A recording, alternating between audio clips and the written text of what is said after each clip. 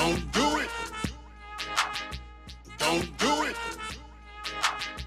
Don't do it. Dark Network. Melanated Harmony, you can feel our energy. In every street, in every city, our voices singing one melody. We got the complexion for the connection. Our section connected like Tetris. Feel it off when focused. Alrighty, you ready? I'm ready. Take care of our brothers and sisters. Okay, welcome everybody to another episode of Melanated Harmony. Hey! My name is Ciera, and today's guest is my baby, Ciera Jevae. Hello. I'm not going to call her the other names that we call her at home. We're going to start with getting our mojo right. First and foremost, Ciera, you want to read your candle? Absolutely. So I chose this beautiful blue candle, Good Health. I believe in the healing powers of the universe and its ability to restore health. May these powers guide me to a state of complete well-being. Ashe. I like that one. It's beautiful. Let's go with courage. Let me harness my fears in a positive way to create strength in difficult situations. Give me a warrior's confidence to do what is right, not what is easy. I think that one quite often because I need it. Okay, so once again, welcome everybody to another episode of Melanated Harmony. We're going to start with some poetry from Ciera, and then we'll jump into some background and what she has going on. Got it. All right, so I'm just going to do a snippet of a piece called Nobody Leaves. This piece was inspired by a Somali poet, Worcestershire, who really just talks about seeking asylum, but also we love our homes. We don't choose to leave home. Oftentimes we're displaced or there is a lot of violence that occurs, and so folks are exiting out of that for that reason. So this piece is really uplifting Richmond, but honoring all the ways in which we see home. So here it goes. H is for my homies, never lonely. O is for the overtime, Richmond on my mind. M is for my mama, miss her, I gotta call her. E is for eternal, live well and beat the hurdles. Yeah, I'm home now. Nobody leaves home, which is to say that home is a backpack, is a book of memories, is my very first tattoo, an open womb and salve. Our home is a plantation of rotation songs, weighted water, watching ripples form maps into all the ways we've ever known how to call a place home, is where my mama is, where my nephew cackles, where the pride of my people rise high above tides, where Richmond is renamed for the birthing of rich men and culture, boys in white tees going hyphy, girls dreaming themselves hip-hop queens in them fluid beans, them babies so free they fly under and over radar. This is for them. Ashe. Okay, so if you don't know, you're about to know. This is my baby, number two baby. Second born. You're not the middle kid. No. So, yeah, I don't have a middle child because I got 4 of them. So, my second born, you be my middle daughter. We can go with that. Sort of. Okay. You are my middle daughter. Yeah. Anyway, so I know you guys have been hearing me talk about her ever since this podcast started. You've seen me reading some of her poetry, bringing her books and everything. So finally, her schedule has coincided with mine. The stars have aligned, and the universe is where it's supposed to be today. So we finally got her in here. We are going to let her tell you what she has been doing. We're going to talk a little bit about Melanin Mimosas, and your poetry and your work you're doing with the children. So where you want to start? Yes, it's always hard to decide where to begin.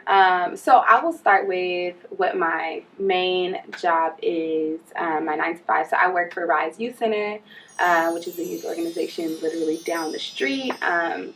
And I have been there for 4 years now, and my role there is the media arts and culture manager. So basically I get paid to kick it with young folks and write poetry about healing, right? And then in addition to that, I get to work with a team of artists who are super dynamic, dope individuals, mostly from Richmond, across the Bay Area, that really get to work with young folks to just talk about what are the ways in which we can access liberation and healing and understanding as we're moving through these deep systems of oppression. So that's sort of what I do there. Outside of that, I do a lot of work with an organization called Richmond Lands, which is an organization that just does a lot of dope work around really community gatherings, to talk about housing justice, to talk about land ownership, to talk about how there is so much power within the community if we're able to actually see each other.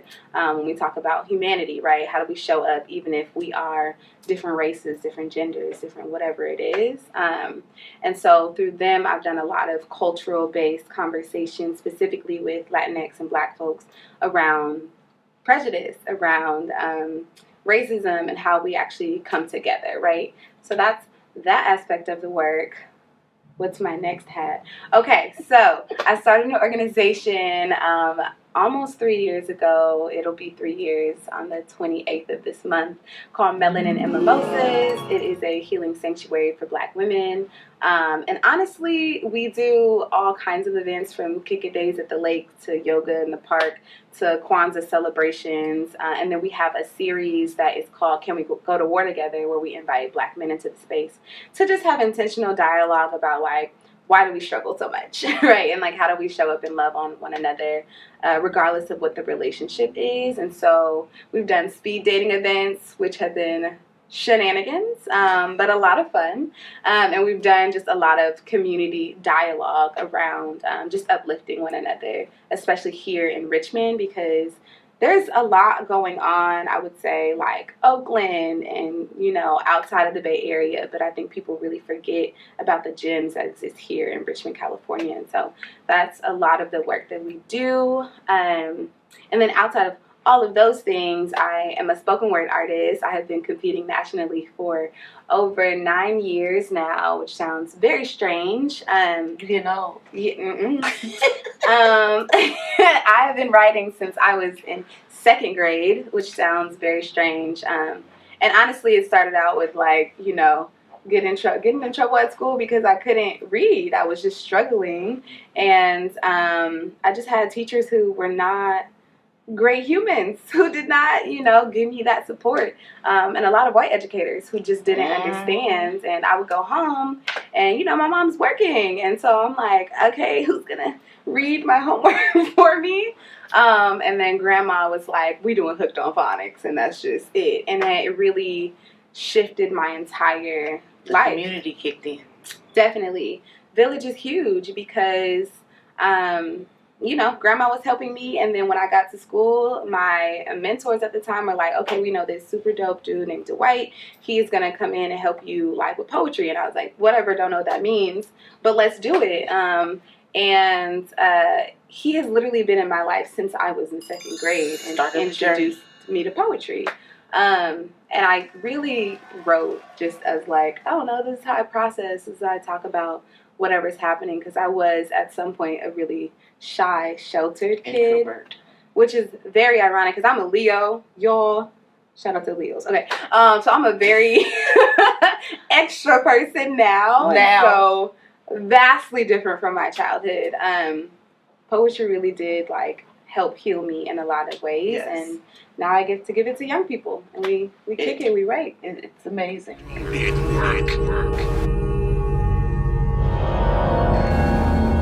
You know, example, like you're telling somebody that what they're doing is hurting you, mm-hmm. And their response is, oh, well, that's who I am. Mm-hmm. It's like, I think we also got to kind of do some work on ourselves, well, a whole lot of work within our families to kind of look at and see where we might be doing some harm to somebody. To another episode of Melanated Harmony. Today, my host is Alexis. As a Black culture or a Black group, we don't teach our kids the fundamentals of values or morals or credit or how to be self-sufficient, how to survive, how to budget, how to save money, how college is the most essential part of life. Trade school is just, the devil. But that's another topic.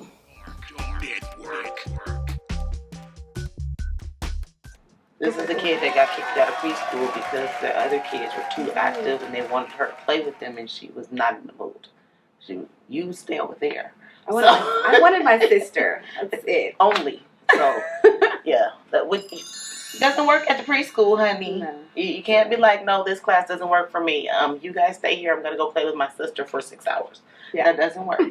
So, yeah, you know, as I said, this is my second born, complete opposite from her older Leo sibling. She's crazy. I don't know how you guys are so different. Literally, we're not even that far apart. 2 years apart. 2 years apart, complete opposite children. So parents, it's not always your fault. You can't take all the blame. You can't take all the credit either, because you can do the same thing with 2 different kids and get completely different outcomes. Very true. So we are going to take a step back and talk about your journey, your educational journey, because and this is going to tap into that village, because she has been in educational places, institutions that this girl right here can't afford. Like, we're going to put it out there. So, where it all started, take it all the way back, we were at Mira Vista? Yep. Mira Vista, we're making waves. Mira Vista. The white care people were very nice. I love my white care family. Definitely. Not so much too many people at the school. But anyway, so we went from Mira Vista. We got into Making Waves, which changed how we looked at education. I would say so. I think part of it was that, you know, Dia wasn't making waves. So I was like the third Morgan to be entered into Making Waves. So my aunt was in second wave, which is literally just the second group of people into the program. So brand new for her. Mm-hmm. Then my cousin went in fifth wave, and then I was the ninth group of folks. And it was very Richmond, the Richmond waves, not the San Francisco waves, because some people want to make a difference. Oh yeah, it is different. And it starts in, like, you pretty much start 4th grade, because you interview in the 4th grade. If you're accepted, you start 5th grade for the rest of your life, right? But that's a big decision to make for kids, and we had to be interviewed. Honey, not just for kids, for parents like me, you know. It's commitment. Just from some of your friends whose families didn't give them the support, so they were not able to go through the program. Because, like, even having to go to interviews to get you into a school was different for me. I mean, we did it, but maybe it is because we saw grandma doing it and your auntie. But, like, a lot of my friends and peers, they were like, you did what? Exactly. Your kid had to write an essay to get into 5th grade. Exactly. You know, it's like, what in the world? So it was like, it changed how I looked at education, and it changed my role as a parent with you trying to get education, because, that Saturday school for the parents. For us. They want me to do math on a Saturday. Well, you were in school, though. As a parent, you want me to come in as if I haven't been at my job Monday through Friday. Now I got to get up Saturday morning and not only yell at you to get you to go to Saturday school, but they want me to stay for 3 hours for a meeting. Let me tell y'all. It was plenty of days where I was like, oh, Lord Jesus, I need you to work for me. Because that room, and I'm going to say this as nicely as possible. Parents, when you're going to meetings at your child's school, don't bring all your other kids. Stop doing that to the rest of the people. Stop it. Stop having your kids running around, screaming, crying, throwing stuff, jumping over tables while somebody's up front trying to talk. It's bad enough that the person up front is telling us in one language, and then you got some other people over here telling us in another language, and then you got the sign language people over here, and then you're trying to process everything that's going on. Leave them extra babies at home if at all possible, please. Sorry, that used to drive me crazy. I just have a migraine. Right. And it's a lot of us. We have a lot of siblings, and unfortunately, like, a lot of people don't have access to leave them, right? And so it's like, which is why the school should provide childcare. For sure. I agree 1,000%. If you're going to have those extra babies there should be a separate room for them, because I'm not getting the information. I'm 7, so I don't get the information I need when I'm hearing everybody else's kids crying. Right. Because we're all navigating. Me being that person, I'm worried about that child immediate issue. and I'm then tuned out what they're telling me up here. Right. Because this baby is crying and I need to know why. That's just me and my personal issues. Like, but, you know, I'm a mandatory reporter and I have no problem telling people that too. Like, your baby fall one more time. Right. I'm going to need for you to parent first. So, on another note, making waves. Yeah, we spent a lot of time there because you're in the education program. You didn't go to the Making Waves. School, the academy. There's a difference there, y'all. I want to make sure everybody knows that because your sister always corrects me. Yeah. So, She did not get the same experience. Making Waves. After we left the Making Waves, well, no, Mira Vista, St. David. Yeah, I got into, so I think it's important to even start with, like, I got held back in second grade. I repeated the second grade, and that changed everything because I was now a year older than all of my peers for the rest of my academic career, and that really, like, initially felt like it destroyed me because I was like, wow, I'm behind, I'm not smart enough, X, Y, and Z. And so getting into Making Waves was such a huge, like, oh, you did it. You interviewed, like, people see value in you. This is great. And so once that happened, Making Waves was very much like, and now public school is over. You have to go into private school. So as a 7th grader, I'm getting into St. David, which is a Catholic private school. Predominantly non-African American. It was white. It was very white. I tried to say it the nice way. Because when you are a little black girl and there's, 2 other black kids in a school, you're like, I feel like I don't belong here. And yet I know I'm here to get my education. So what does that look like? And you had to be Catholic. Right. And I didn't know anything about it was all nothing. I didn't know anything about, like, the religious aspect. I was like, they told me I got to go to school here because they paying for it, and that was it. And then I was going to Mass, and I didn't know that you weren't supposed to take communion if you weren't Catholic. I was like, who is explaining any of this to me? But the hoops that you jump through so you can get slightly better access to education, because I'm not even going to say it's better education. It's just the access that attending certain schools may open up you to be able to lock into other schools later. Exactly. And that's all it was, and it was stressful, but you learned how to play the game. Yeah. Tim Henry taught you well. Grandpa. Right. But you also, like, yes, there's better access, and you're also dealing with, like, for me, it was racism at my first experience with people calling me Shabrika Davis. Like, oh, that's a black name. And I was like, I don't even know what that means. I learned I was heavy-handed because I was like, y'all got one more time to say something crazy to me. And they knew early on, don't mess with her. She's heavy-handed. Let it go. And then that same group of kids, we all went to high school together because it was... that was the feeder school. Exactly. So went to Salesian High. And it was for sure love-hate. I really... thrived at Salesian. I was a total nerd, theater kid, had my mama going to all the plays, like, hey, so we got this one this season, and then you got to pick me up at 9 o'clock, and then you got to take me here. Like, I was very much the busy from jump. Once I got to high school, it was a wrap. I was like, hey, Mom, I'm in theater, choir. Yeah. Spoken word competitions. Yeah. Raw talent. I was doing... But the access. Exactly. It all created access for you to build on. And it's sad that more children from this my peers who went to public school did not have the same lived experience. Exactly. And it was just that split. I went to private school, they kept going to public school. And I wanted to go to public school. I was just saying, like, I don't want to be here with these white people. And, like, I would pretend after I would get out of school early, because Auntie Treya, all of y'all, worked at Adams Middle School. I was going to school down the hill, so I would pretend like I went to Adams. I would just sneak into my auntie classes. People would be like, why this the only class I got with you? Mind your business. Just know you're going to see me in history class. And that's it. I wanted to fit in because I felt like, dang. Because that was predominantly African-American children or low-income children from the areas that you were growing up in. But, you know... just because some of those families had a little more money doesn't mean that their families were not dysfunctional. So we ain't gonna go there.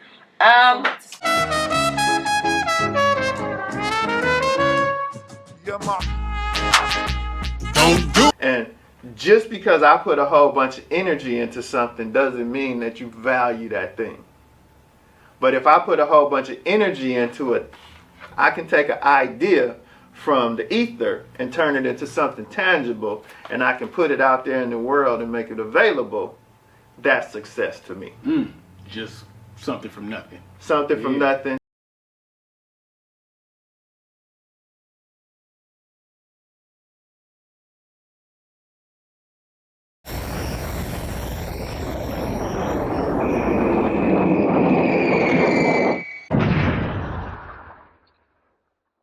So St. David, no, Salesian. St. David Salesian. I didn't really at Salesians. I felt like you fit in a little better. You were like maneuvering yourself. Yeah. St. David, I thought I was gonna catch a case. Yeah, I was Like, I felt like I was deeply depressed at that school because it was my first time going to a private school. I didn't know nobody. I was getting picked on by the kids. And yeah, I was see, like, I this is remember like depressing. that one time I was dropping you off, and the two little girls was walking by, and they said something, and I could just see your face. I did not want to go to school ever. And y'all know, Please I let mean, me go. the statute of limitations is clearly ran out by now.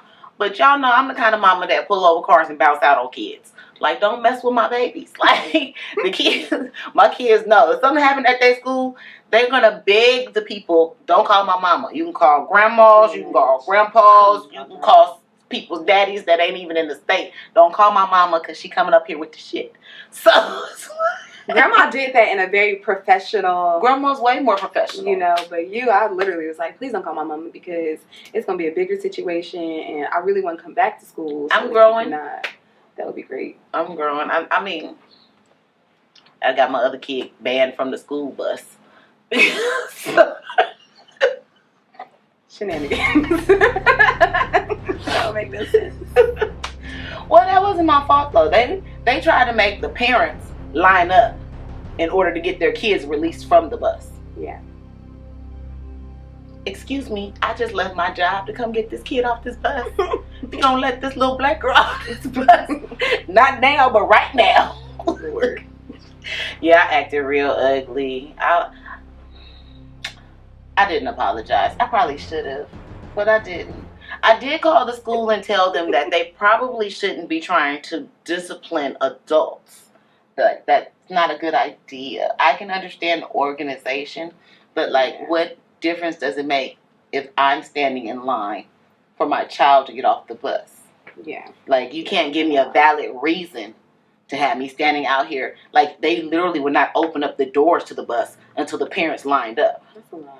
And then when the lady came out to talk to us, you know your mama, Anaya, let's go. And then, you better not get up. I said, you think she gonna listen to you and I'm standing here? Yeah. She's trying to start a whole situation. Oh, like you lost your book mind and went from bad to worse, and yeah. So she got talked to by the staff because how she handled it wasn't that great either. Because you can't yell at adults. You just can't do that. You can make a request. You can say, it makes it easier for us to figure out which child is going with each adult if you guys are here in an orderly fashion. Say something other than, ain't nobody moving until all you grown-ups get in the line. Yeah. But see, that's how you talk to people who you think don't know their rights.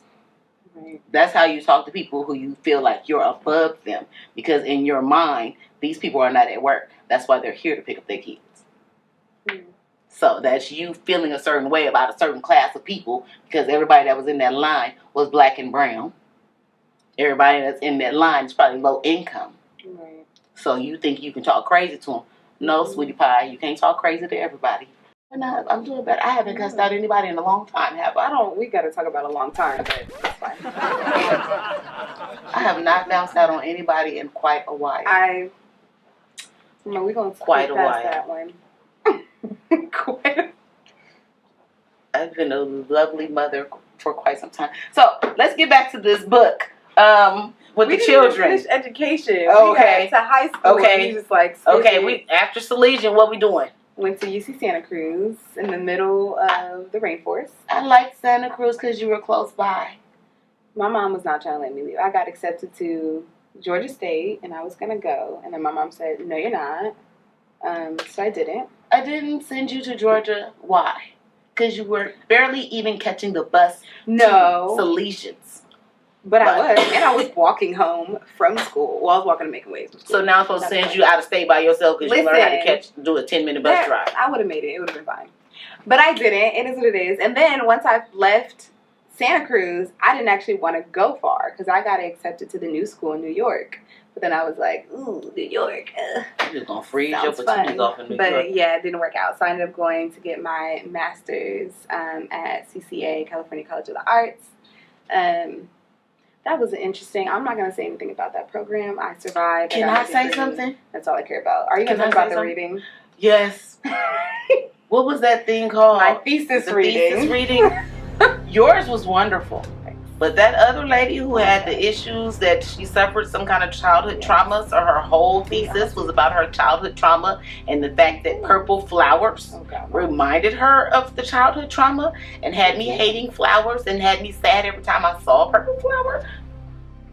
Your cousin and I just talked about that like the other day. How long ago was that? That was 2018. And the lady still traumatized us.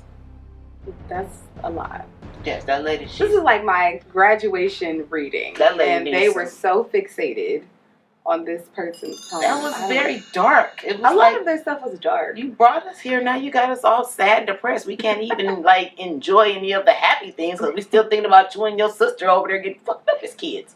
Yeah. So it was like very traumatizing. They probably should have put her last. I mean, that's a hard way to end the night too, though. Well, I didn't need it early in the night because I couldn't get it off my psyche. I started looking around at people's clothes like, oh my God, that lady has a purple flower on her dress. This lady about to lose it. Like, she's fine. She's growing. I'm not sure if she was past it yet, but it was very, very powerful art. Traumatizing art. All art is. No, not all art is traumatizing. I mean, art stems from folks processing trauma. Some of it. A lot of it. Okay. But hers was like really, really. That's how she got to get through it. Okay. I didn't know you can get college credit for processing your trauma. What you think you would be doing in college? People think that grad school is just like. I'm going back to school, y'all. I'm going to have 15 master's degrees because I got so much trauma that I'm dealing with. So. Yeah. Write about it. Study it. She's saying that, but nobody will help me with my algebra class.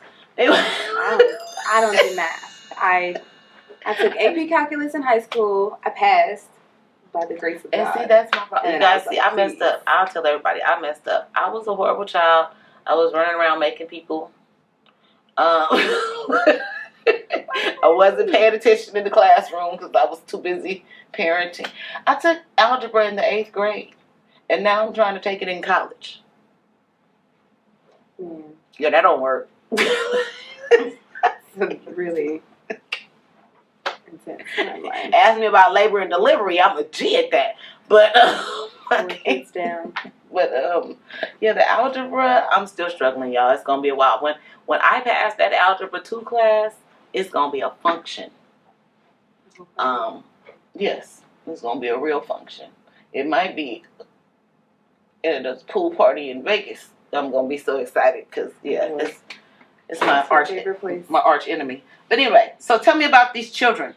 Okay, so what I got to do. So I served as Poet Laureate of Richmond, California for this previous term. There's a new Poet Laureate that just got announced. But part of my work as Poet Laureate of the city, which is sort of like a resident poet, was implementing a brand new position called the Youth Poet Laureate of Richmond, California. And Richmond has never had a young person as a Poet Laureate. And this became obviously such a major thing because of this past inauguration with this like beautiful black woman as a Poet Laureate, right? Amanda Gorman. And people were like, what is a Poet Laureate? Oh my gosh. And I'm like, yeah, we're behind y'all. Like we've been doing this. And so our first Youth Poet Laureate ever, her name is Sheila McKinney. competed against a bunch of poets and got the title. So she and I actually worked along with some other young people on producing this book, which is called Richmond Stand Up, The Mic in Our Glory. And young folks in Richmond, all throughout RYSE, really just wrote over the last year and a half about their lived experience through the pandemic. So we talked about Black Lives Matter. And a lot of the poems come out of the workshops that we teach. And I'm a firm believer that young folks are, of course, students, but they're also teachers. So all of my young folks who've been a part of my internship have also ran their own workshops for young people and for adults on a national level. Right. And so a lot of the work that they did was just really just write about, like, what am I experiencing over this last year and a half? And then we came up with, you know, what are the titles? What are the chapters? And so the chapters they came up with were chapter 1, a double-edged pandemic, Black Lives Matter. So obviously we're fighting this massive pandemic, but at the same time, we're dealing with police brutality. We're dealing with all of these different crises, right? Chapter 2 was for the ladies and femme folks, where, you know, a lot of us experience so much just like stress and trauma and all these, like, getting catcalled everywhere we go, feeling like we can't travel alone. It's hard being cute though, man. I mean, and my mom is vain, y'all. Hey. So I grew up around this, and so I'm not shy about my beauty. It's hard being cute. I mean, you know, I just be trying to live life. People be talking to me crazy. Women, catcalls, everybody don't like it, but you have to understand that that's somebody's ignorant way of showing their appreciation for your beauty. I mean, but also, like, I deserve to be safe and feel safe. And yes. If I don't want you to talk to me, don't talk to me. And then they be mad. But that's not a catcall. Yeah, there is a difference. There's a difference. Like, sort of. Yeah, because, okay, like last week I was Angela Davis. I had my Afro. Lord, and nobody was talking to me. Got my hair braided. I'm walking to work. I got strange men. Hey, girl, like them braids. So I will tell you, you know, being a little more maintained, you do get a little more attention. Which is, and for somebody whose husband is in prison, sometimes that unknown attention from that stranger is welcome. But they don't know the difference between me and you. Yeah. So they don't know what you need exactly. or don't I'm a need. Very, very different person. So, I rock an Afro, and people still, I can be in sweats. Well, I mean, honey, your mama, I didn't do nothing to the Afro. Oh, my Lord. I took them braids down and washed that hair. So, Lord. Too much. Okay, next chapter.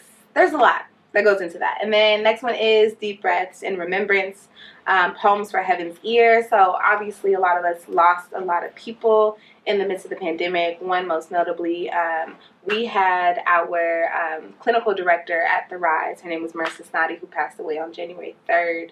And it really, like, broke the community, right? Like, she was the lead therapist. So all of our young folks are like, this is the person I'm supposed to go to process death, and now they're gone, right? And even us as staff, we're just, you know, just shattered. And we're in the process of building this brand new building, that she was such a key person and deeply a part of that. And so this entire chapter was like, how are we just processing grief? Unfortunately, we had a number of young folks who were killed over the pandemic. So a lot of it is just like, how are we processing, like, death, right? And the last one, my favorite chapter, is Who Made the Potato Salad? Young folks are hilarious. But these are just poems that are very just like, sort of like, not quite out of place, but just, you know what I'm saying? Like, they are for specific people and they don't fit in the other chapters. And so the way that they think about it is like, you know, you're not going to go to a certain cookout unless you know, like, who bringing this, who bringing that, what kind of food going to be there, what kind of people. Like, you're asking certain questions because we need to know what's up, right? And so that chapter is really just around, like, this poem is for these specific people. You know what I'm saying? So really beautiful. And then the last chapter is Richmond Stand Up, which is just all about, like, yeah, we celebrating our home. We're celebrating the beauty and the resilience that the comes wins out of it. and the successes from these All of Richmond it. babies. Yes, indeed. So, yeah, there's over 50 poems. We had a couple staff in here, myself, TJ, Deanna, a lot of, like, all Richmond young folks in this space. But Speaking of, I told John to contact you because he's working on his book. okay. Yeah, I had to put that out there. Yeah, so we are about to wrap this episode of Melanated Harmony up. Once again, Melanin Mimosas. what's the read your IG and all that stuff. How All they right, connect so with you? How do they find you? Yes, Instagram is @melanin_mimosa_. You will see all of our events, all the things. You can also email us at melaninmimosasbayarea@gmail. And if y'all don't know or where to find all of this, you can just go to my website, which is literally cierajevae.com. CIERAJEVAE. You would not be surprised how many people spell my name wrong, but that's another conversation. It's I'll be surprised. basic. I named you. Yeah. And the website has poems. I spelled your name wrong. Yeah, you did. That's a whole nother story. Y'all. Wow. We'll talk about that another day. Typical. I didn't know. On the website, it has. I thought I named you after her. All of the things. Podcasts, all types of things, and then it has a whole thing for Melanin Mimosas. And we have healing boxes and a bunch of events coming up, and we're getting ready to start. I brought the healing box. I showed everybody the healing box. So if you guys have seen that, you can order the healing boxes. Yes, you can check them on their social media. Ciera's gonna pop up at some OCAR events. You never know if she's gonna be there, y'all. I'm telling you, she don't be knowing she on program till she get there. So. Thank you guys for tuning in. Please subscribe. Watch all of the episodes 4 times. Share with all your friends. Tell them to subscribe. OCAR, Dark Network, Melanin Mimosas, Melanated Harmony, Loving My Growth. I'm still trying to get in on nature, y'all. I haven't been invited yet. I'm working on it. See you next time. Harmony, you can feel our energy in every street, in every city. Our voices singing one melody. We got the complexion for the connection. Our section connected like Tetris, building off one focus. We need to love each other, take care of our brothers and sisters, paint a picture, a masterpiece. No paintbrush needed, just struggle and lessons.